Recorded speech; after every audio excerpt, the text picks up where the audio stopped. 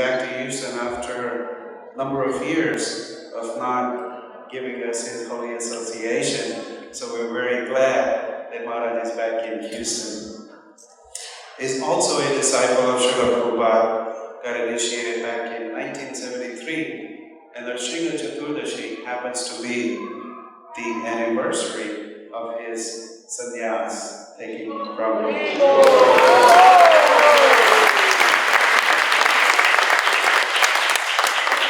This is Maharaj's 34th anniversary of taking the sannyas.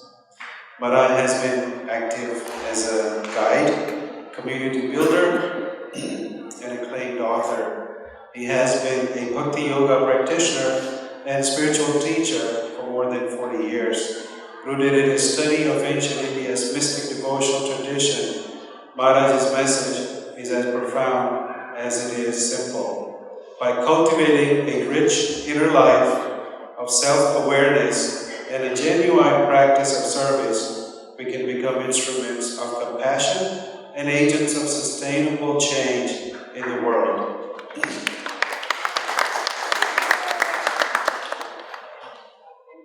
After his international bestseller, The Journey Home, an autobiography of an American Swami, Maharaj is sharing his intimate stories from his decades of experience as a guru, as a spiritual master, that illustrates the basic teachings of the ancient philosophy in his second book that he has recently launched, The Journey Within, which is being launched, micro-launch today and a mega-launch tomorrow. Thank you, Vishnu Prabhu.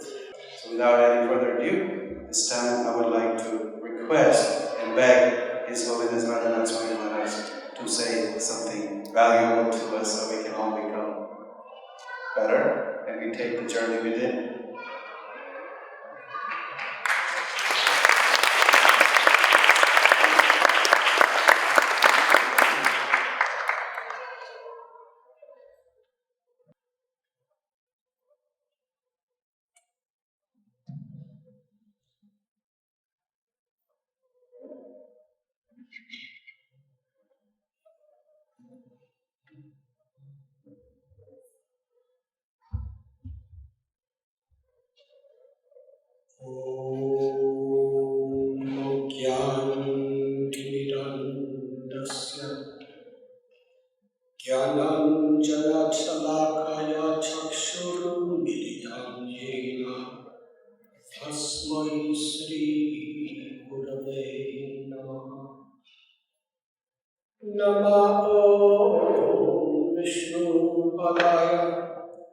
Krishna Prestaya Bhutale Srimate Bhaktivedanta Swami Nityanamine Namaste Saraswati Deve Gauravani Pracharine Nirvishesha Sunyavadi Vastyate Sadharine Shakalpatarupyascha Kripa Sindhubhya eva cha Patithanam Pavanebhyo Vaishnavebhyo Namo Namah.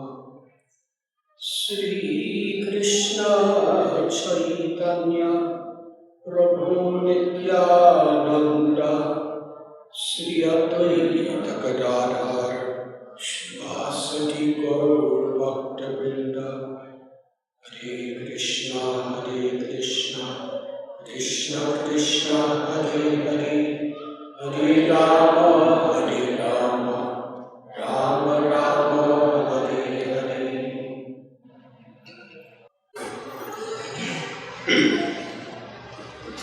Hare Krishna. It is. Sorry, my voice is. I will speak for a few minutes and then His Holiness Giriraj Maharaj will lead. It's my great honor and pleasure to be with all of you this evening.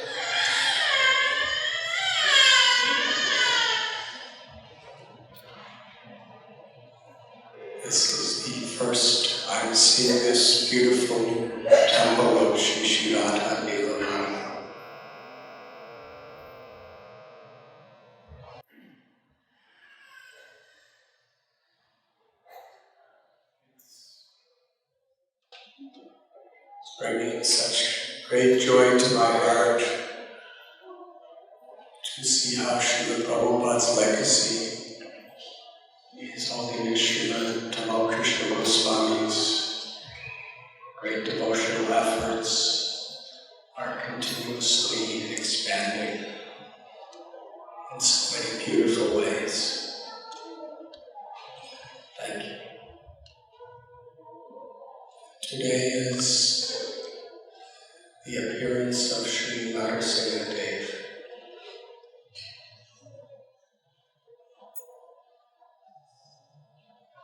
Sri Chaitanya Mahaprabhu quotes Krishna, Mam Bhakta Puja Yadika. He tells that more dear to me than worshiping me is worshiping my devotees.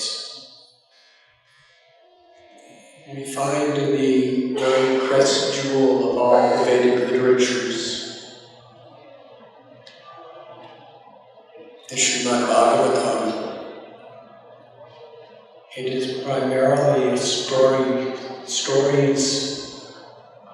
of the love exchange between the Supreme Personality of Godhead and those devotees who surrender their hearts and their lives in His loving service. Narada Muni, he speaks in the 7th canto of Srimad Bhagavatam that wherever there is a discussion on the Supreme Lord, wherever there is this discussion of pure devotional service, naturally the topic of Prahlad Maharaj be there.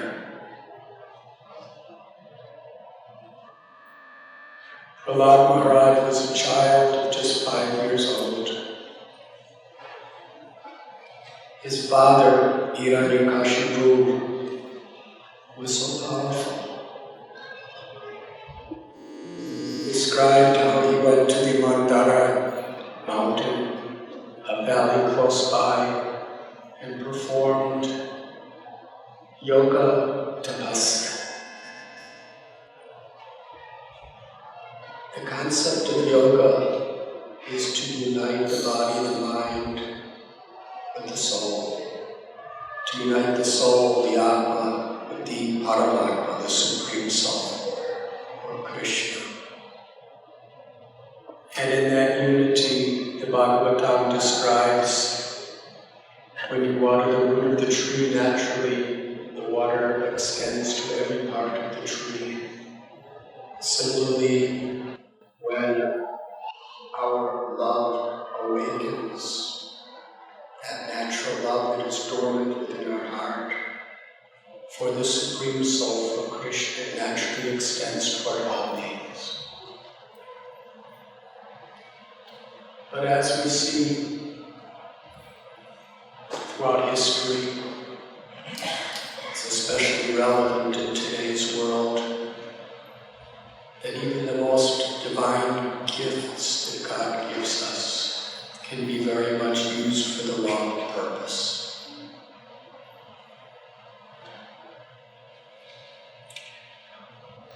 Hiranyakashipu performed yogic tapasya for the specific reason of getting great power, so that he could satisfy his arrogance, control, and exploit others.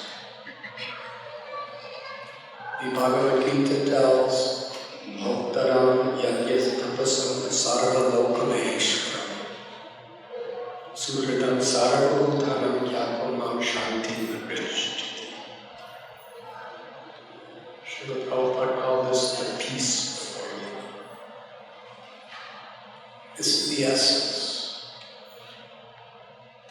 The one who understands that the Supreme Personality of Godhead is the proprietor of everything that exists.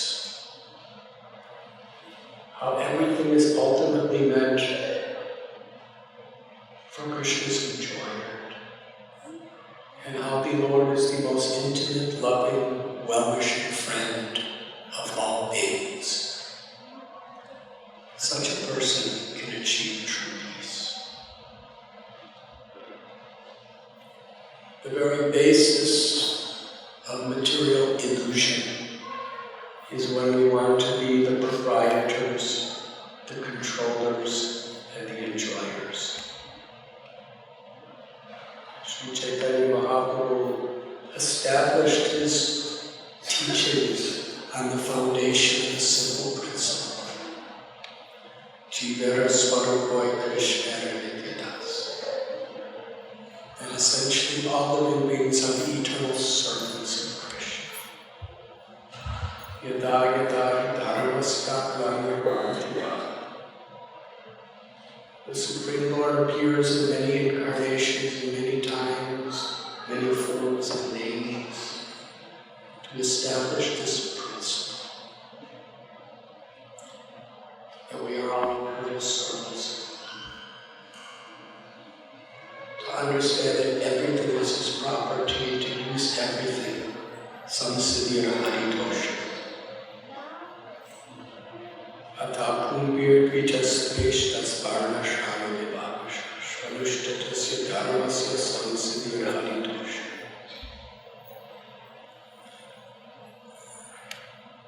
That the success of any effort, whatever our occupation or social status, is, if we please, Krishna.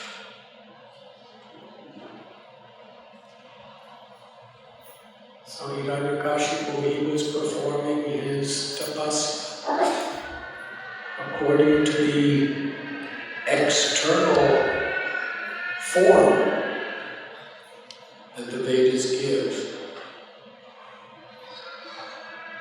But he was doing it for the opposite reason, because he wanted to be the controller.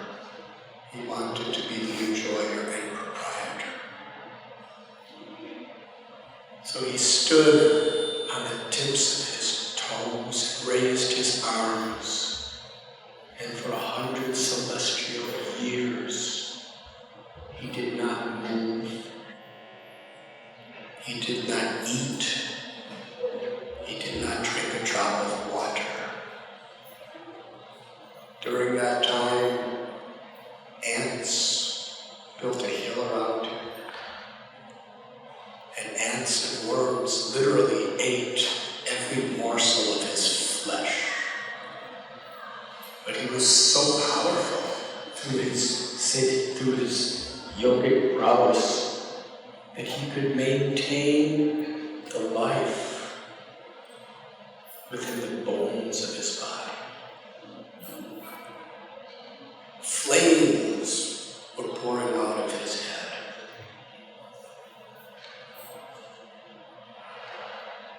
And the Devas approached Brahma, and Brahma descended and sprinkled some water from his Kamandam, celestial water, and restored Hiranyakashipu's body with incredible supernatural strength. And asked Hiranyakashipu, "You have done this, I will give you whatever benedictions you desire." He wanted that he could not be killed by any living being created by Brahma, who's the creator of our universe. By any man or animal or demigod. He could not be killed either inside or outside, either in the day or the night, on the land, in the water, in the air, by any weapon. Brahma rewarded him all of these benedictions. Hiranyakashipu considered he was immortal. And with those benedictions, he literally empowered empowered his forces to really be terrorists. They were setting everything on fire that they didn't believe in. They were killing, they were raping, he literally controlled the entire universe, except for Brahma, Vishnu, and Shiva. Everyone feared him. Even the great sages and rishis had to bow down to him to live. He had 4 children. Among them, the best was Prahlad. Little Prahlad went to the school of Hiranyakashipu. The teachers were the sons of Shukracharya, Sanda, and Amarka. And they were teaching just the subjects Hiranyakashipu wanted them to learn. One day, Hiranyakashipu brought little Prahlad on his lap. Prahlad was so respectful, so loving. When he would see his father, he would bow down with folded hands. He would offer so much affection and respect. And this pleased Hiranyakashipu's heart so much. He took little Prahlad and put him on his lap and said, "My son, tell me, what is the best subject you learned in school?" The little Prahlad smiled and he said,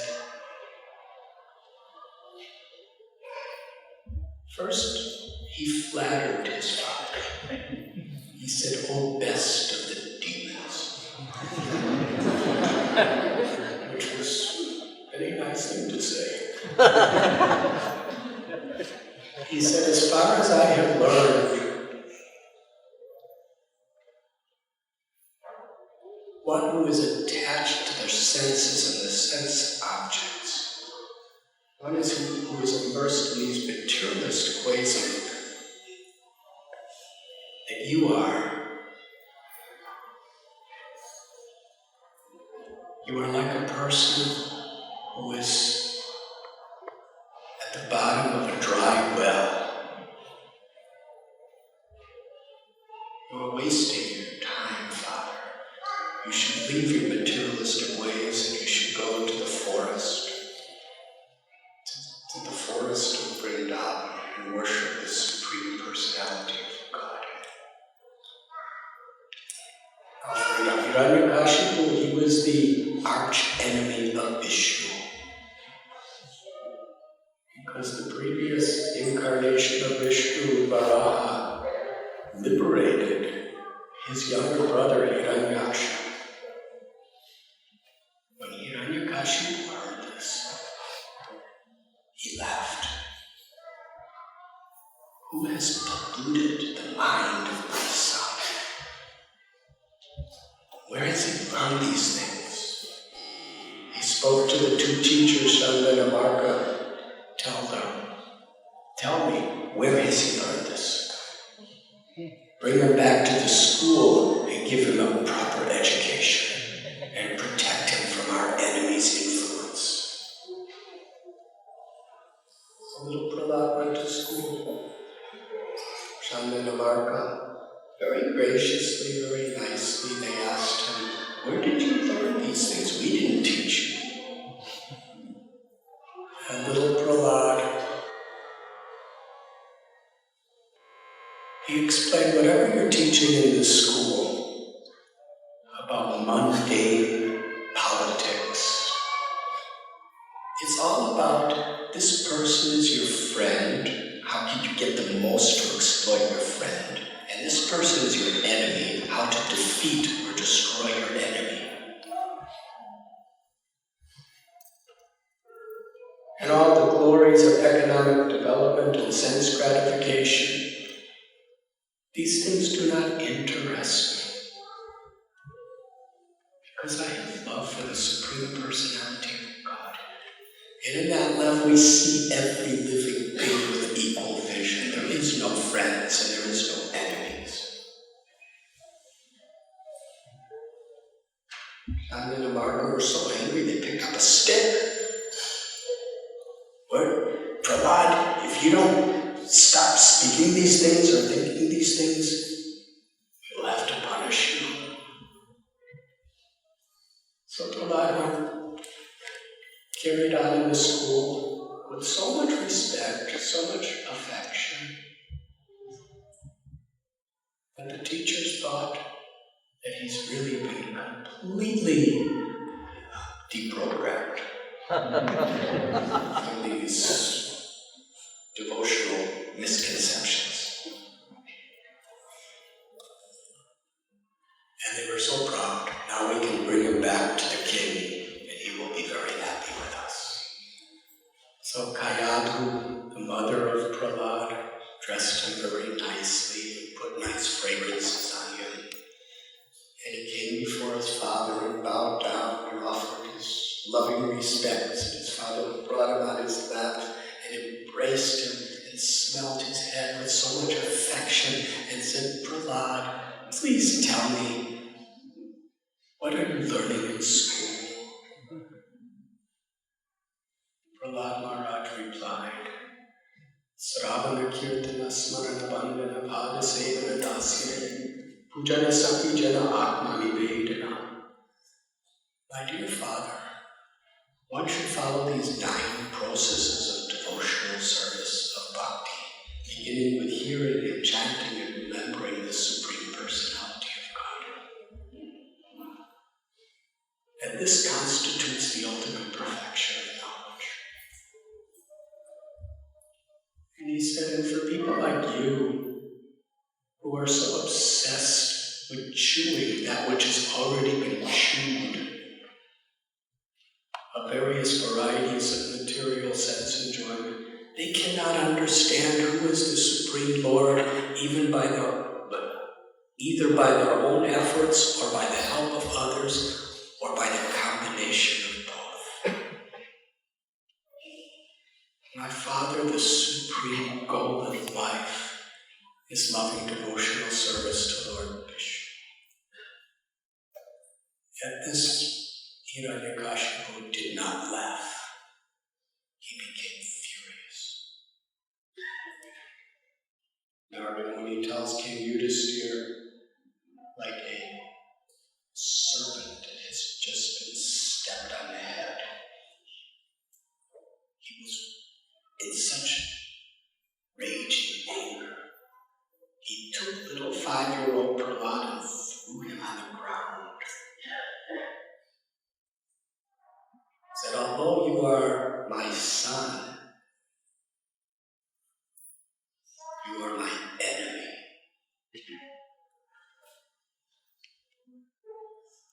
A medicinal herb is not born of the same family as a human, but it's welcome because it's beneficial.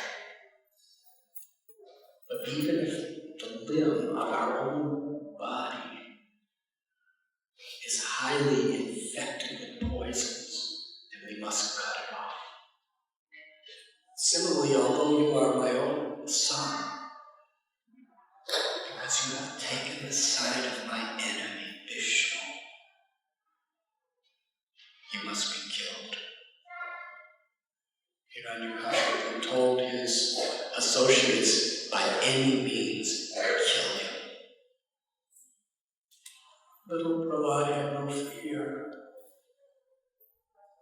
because he was completely depending on the mercy of the Supreme Lord. He had realized that he's the eternal soul beyond birth and beyond death. Bhaktivinoda Thakur offered a prayer that very much illustrates the mindset of Prahlad. Maro virago icho icha toha nityata sabrati dhrua adhika. My Lord, if you like, you can kill me.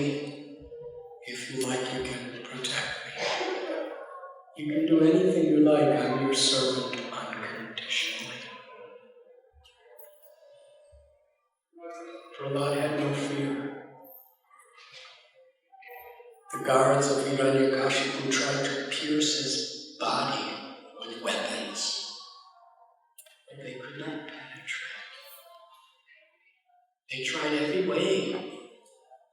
Hiranyakashipu was using his incredible intelligence to devise some way or other to destroy his son. They threw him in pits of venomous serpents, under the stampede of massive elephants. They held him in raging fire. They threw him off cliffs. They submerged him in the bottom of oceans. They tried to starve him, to freeze him, to boil him, to poison him. Prahlad never tried to save his life. Prahlad was just Sharanagati, giving his body, mind, words, and soul to Krishna.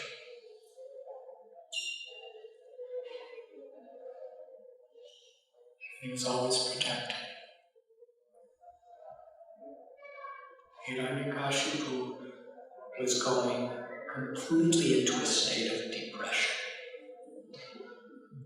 Not only could he not kill Prahlad, but he couldn't even get Prahlad to be angry at him. He didn't even get him to stop offering obeisances. That was really an insult.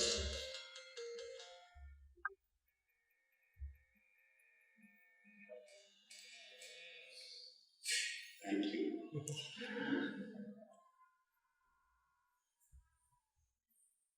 Hiranyakashipu, when he lifted a single eyebrow, the devas would shake in fear.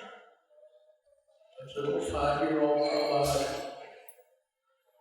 could not invoke the slightest fear in him.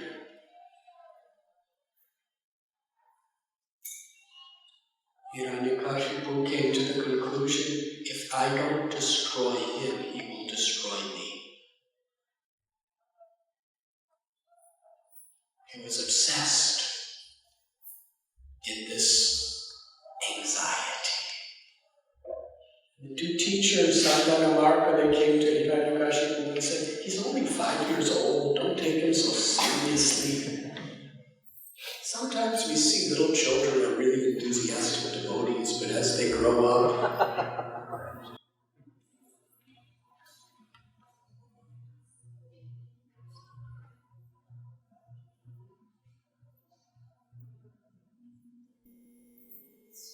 and negative influences naturally change them. Okay, so just give some time. Let him come back to school with us. So little Prahlad came to school. And again, he was so polite and so affectionate and seemed to be so receptive. But one day, when the two teachers went home, all the little children, 5-year-old boys, they all gathered around Prahlad to play with him. And Prahlad spoke to them. Komara Achare Pragya. He said, now that you are little children, this is the time to begin your spiritual lives, your Krishna consciousness. Because none of us really know how long we're going to live. And this human form of life is so rare. And then he explained the science of Krishna consciousness so thoroughly. Explained the nature of the soul, the nature of Ishvara, God, the nature of the world, and how to attain the ultimate perfection. He explained how the pursuit of all these materialistic ways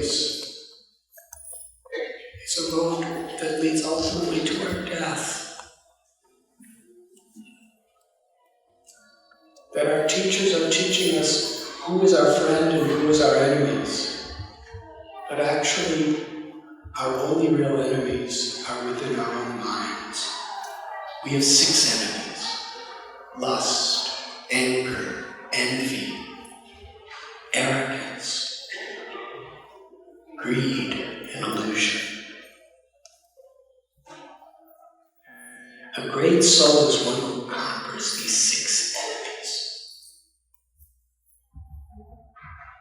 He taught him about the greatness of bhakti, the importance of sadhus and gurus, and explained to them the science of Krishna consciousness. The little children said, "Where did you learn all this from?" Little Prahlad told that when I was in the womb of my mother, my father, Hiranyakashipu, went to perform tapasya. And at that time, Indra and the Devas, they kidnapped my mother. They decided to wait till I was born so that they would kill me. But on the way, Narada Muni said to Indra, "The child in this womb is a Mahabhakta, a great devotee." Narada Muni took my mother, Prahlad said, to his ashram, and there he instructed her in the science of pure bhakti.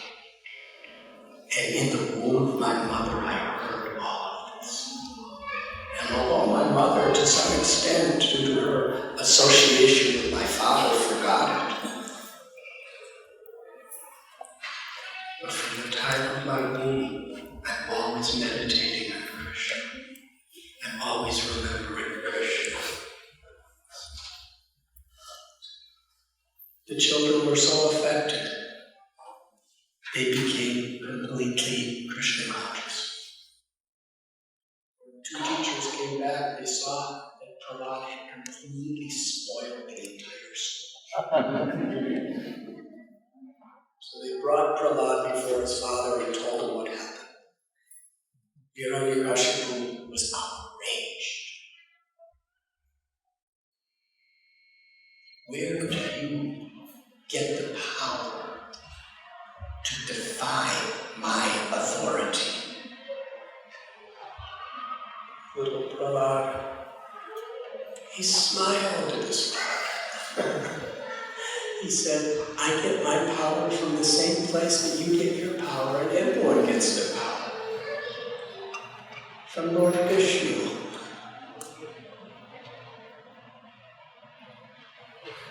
Hiranyakashipu was really insulted by that.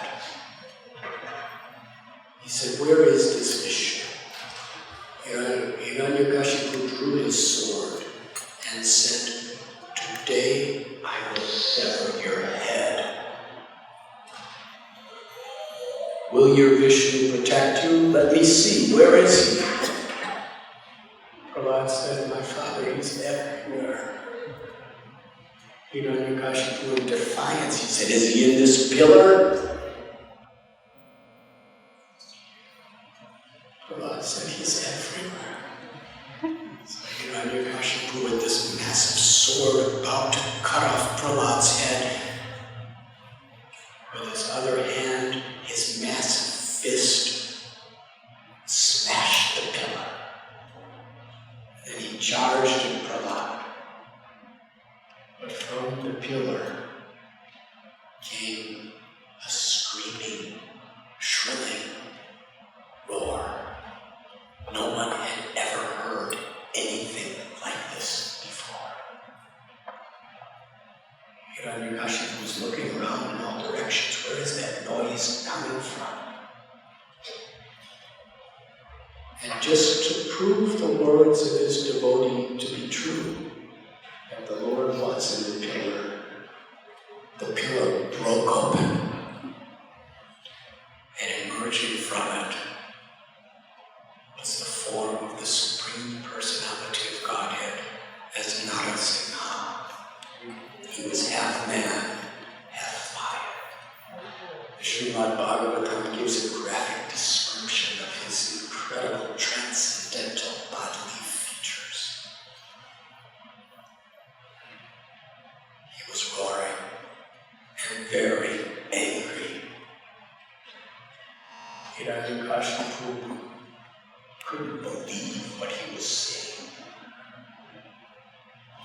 He drew his sword and charged at Narsimhadev. Narsimhadev played with Hiranyakashipu like a giant cat plays with a tiny mouse.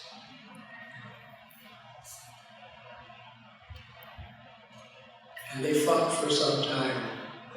But Hiranyakashipu's arrogance was such that he was convinced that he would kill the Lord. And ultimately, Narsimha was just waiting for the twilight between day and night. And he picked up Hiranyakashipu and brought him to the doorway of the palace, which was neither inside or outside. He was neither in the air, in the water, or on the land, but he was on the lap of the Supreme Personality of God. Narsimha was neither a man or an animal. He was no species created by Brahma. And with no weapons but his own nails, he performed the first gastrointestinal surgery.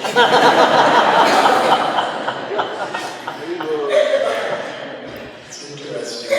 At our Bhaktivedanta hospital, over every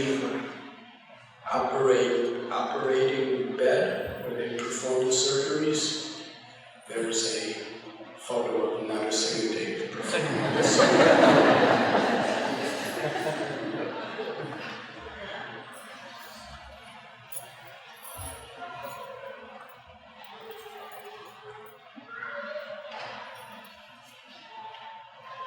After Hiranyakashipu was liberated by the Lord, even the great devas, Brahma, Lakshmi, Indra, they all came to offer prayers. But only Prahlad could pacify him. And our beloved Srila Prabhupada would often quote the beautiful prayers of Prahlad. Narsimha offered Prahlad any benediction he desired. Prahlad was so humble. He said, "You should not tempt me in this way, because after all, I'm coming from a family of people like Hiranyakashipu. If I ask for anything from you, then I'm not your devotee. Rather, I'm just doing business with you. My love and devotion, my surrender, is simply for your satisfaction, without expectation of anything for myself in return. But if you truly want to give me something, then let me always remember you. And as long as there's anyone in this world who's forgetful of you, as the instrument of your compassion, let me remain in this world to remind them, to teach them about you. And as far as my father, he's done so many terrible things to so many people. Please forgive him and give him liberation." This is the forgiveness of Prahlad. Lord Narsimha told Prahlad, "Because of your love and devotion, I give you the benediction that anyone who surrenders to me like you, generations past and future of all their relatives will be liberated. I've already given your father liberation."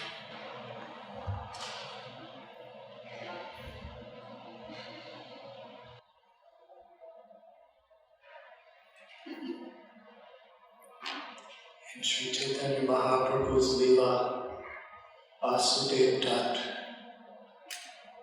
he prayed to Lord Chaitanya, let me take on all the sinful karma of every living being in the entire universe. Give them all liberation, and let me suffer perpetually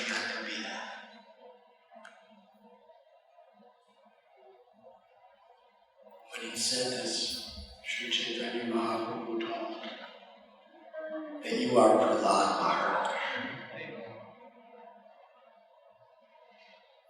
Haridas Thakur, when he was beaten in 22 marketplaces, he only prayed for the liberation and for his executioners to get love for Krishna. He prayed for their forgiveness. Chaitanya Mahaprabhu exclaimed that you are just like Prahlad Maharaj. The standard of this compassion was exemplified in such an incredible way by Prahlad Maharaj. 15 years ago, when our beloved Srila Prabhupada came to the West and established the International Society for Krishna Consciousness,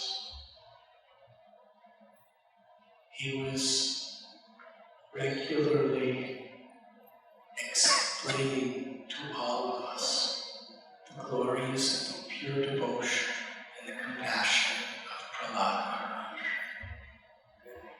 by his words and by his life.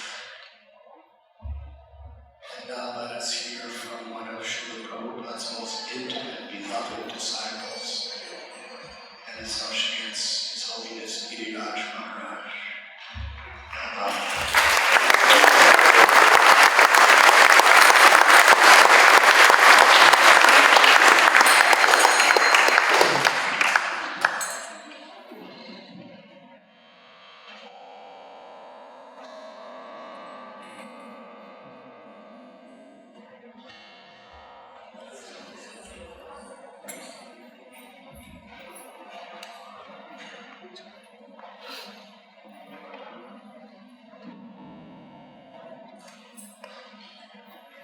Hare Krishna.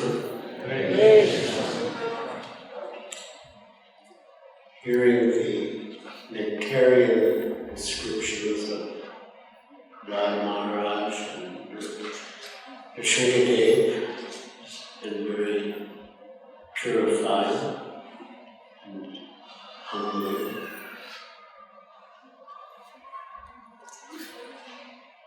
When His Holiness Radhanath Swami mentioned Srila Prabhupada, I thought he might be comparing Srila Prabhupada's mood to that of Prahlad Maharaj. And actually, Srila Prabhupada was very much in the mood of Prahlad. When Srila Prabhupada was dictating his translation and commentary on Srimad Bhagavatam, on the 7th canto about Prahlad Maharaj, Srila Prabhupada's secretary exclaimed, Srila Prabhupada, you are just like Prahlad Maharaj. And Srila Prabhupada replied, you think so?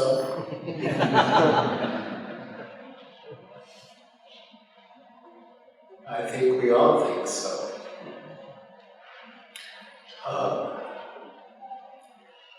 Prahlad's verses of prayer to Sringadev are often quoted by Srila Prabhupada, or were often quoted by him. One of them was quoted by Srila Prabhupada in a Vyasa Puja offering on the occasion of the spiritual master's birthday. And in that verse, Prahlad Maharaj says that I had fallen in a blind well full of snakes, following the general populace.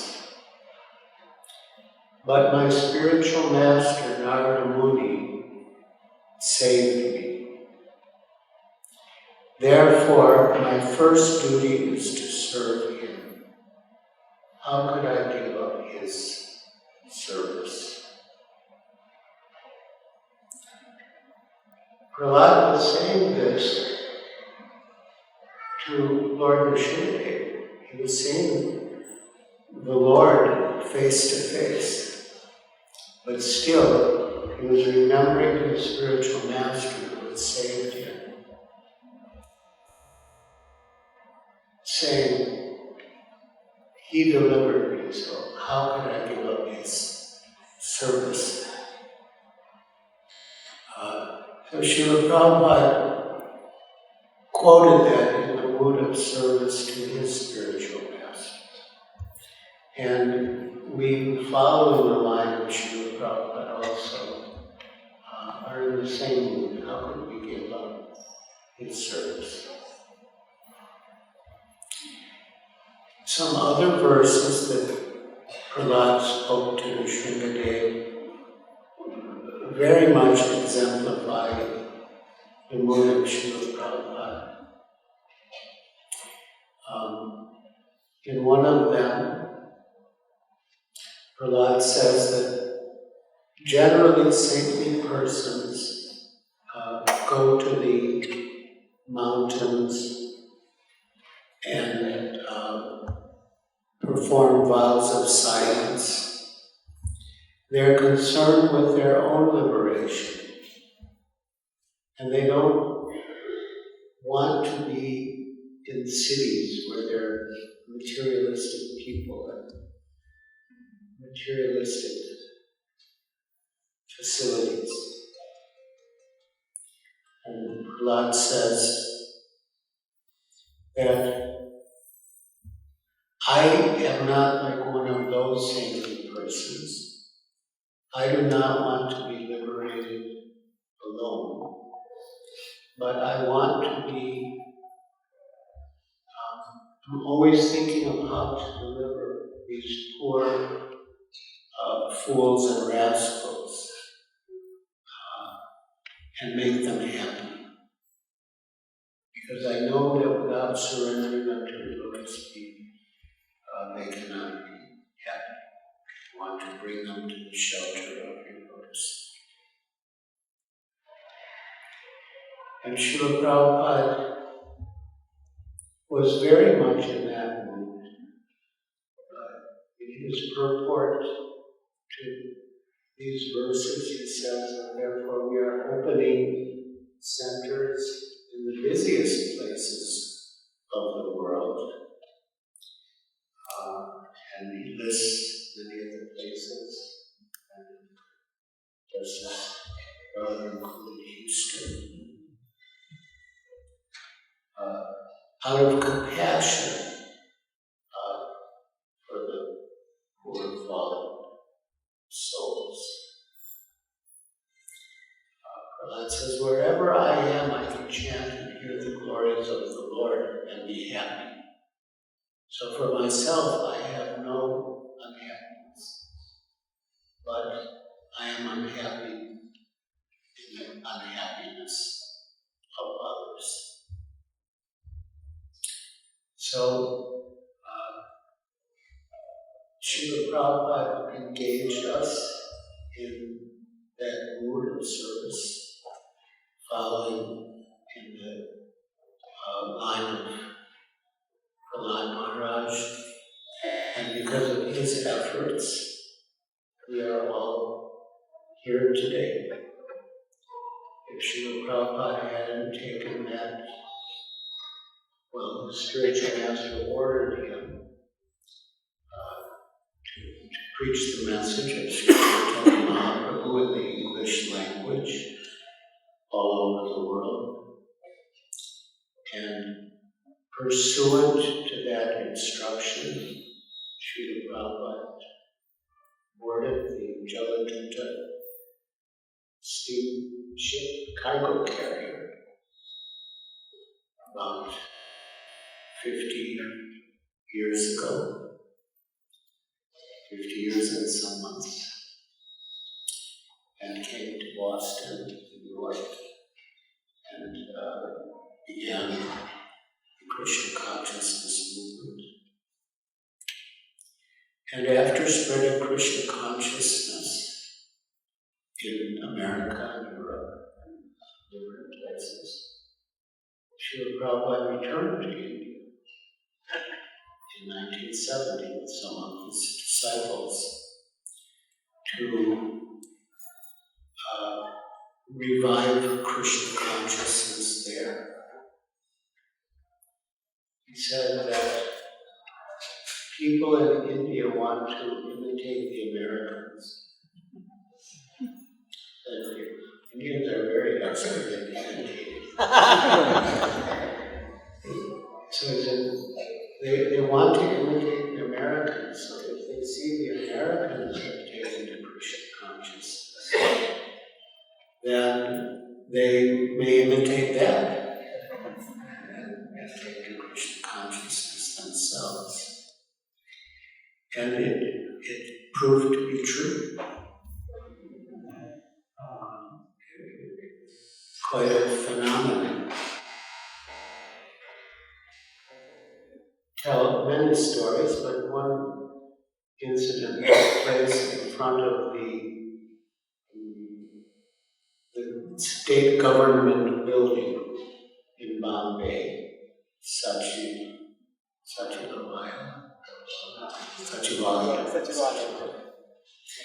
And so we were doing Harinam Sankirtan, and we saw this huge building, like in every window there were people looking out. It happened quite frequently when we were chanting on the streets of Bombay. People would weep, tears of joy, because for centuries foreigners had come to India and conquered, invaded, corrupted, exploited. And here were foreigners who were being transformed, or maybe in their minds converted into Hindus or Vaishnavas. They would literally weep tears of joy. So we were chanting in front of the state government building, and finally one officer from inside approached us and said that I really appreciate what you're doing, what your Guru Maharaj has done.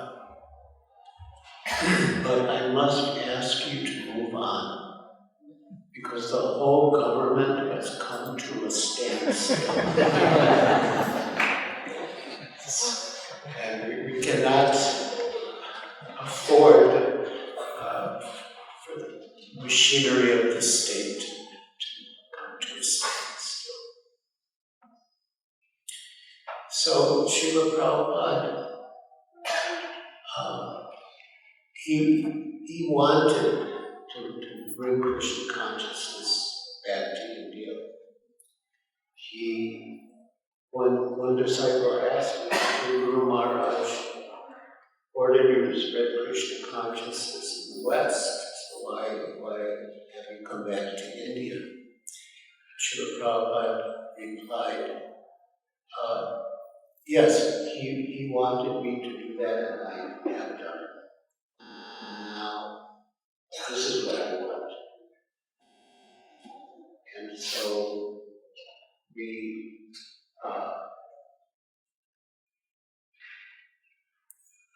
after traveling throughout India, but finally we had the idea, actually some of our friends suggested that what the other Swamis do is they have a big pond out program, like a tent, open air program. And so, if you could do that, that would really be good. So that seemed impossible to us, and that was when Srila Prabhupada said, we can do it. It's like trying to shoot a rhinoceros everyone knows you can't shoot a rhinoceros. I don't think that saying came from the days of guns. But the idea is everyone knows you can't shoot a rhinoceros.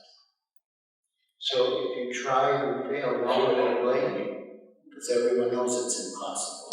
You can't do it. But if you're successful, everyone will applaud you, because you did the impossible. So the devotees organized this pandal. Our godmother Shamsundar Prabhu was the leader of the effort. It was amazing.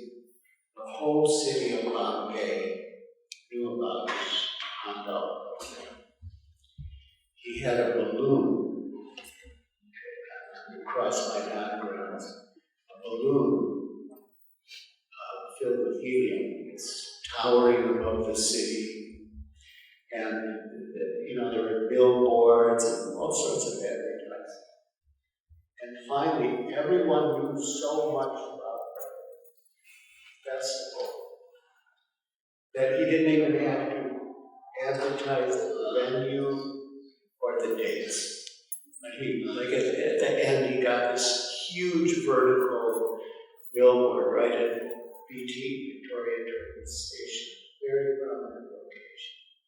And all the billboard said was Hare Krishna. Didn't have to say anything more. Everyone already knew. It was Cross Maidan. It was March 31st to April 12th. So every day, at least I think 20,000 people would come every day. On the weekend, 30,000. It's a huge success. Srila Prabhupada performed a wedding. A boy from Sweden and a girl from Australia. And Srila Prabhupada said, "This is the real United Nations." Everyone cheered. So many things. But amongst that crowd of almost all Indians, one American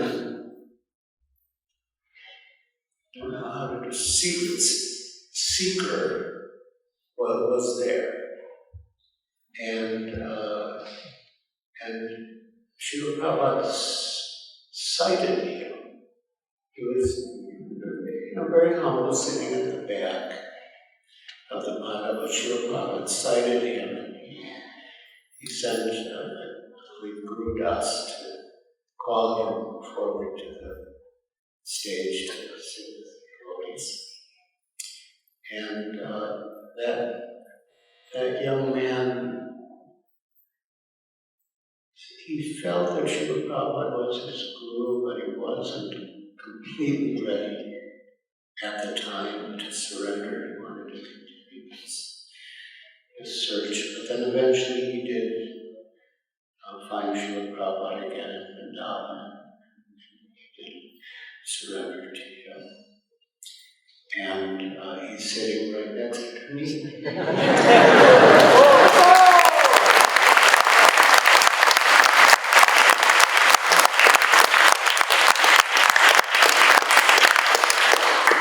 And now, through his efforts, so many more people are becoming conscious. So, continuation of Prabhupada's merciful activities, in the course of which he gained great inspiration from Prahlad Maharaj. And so we're eternally indebted to Srila Prabhupada for this mercy we are all here today.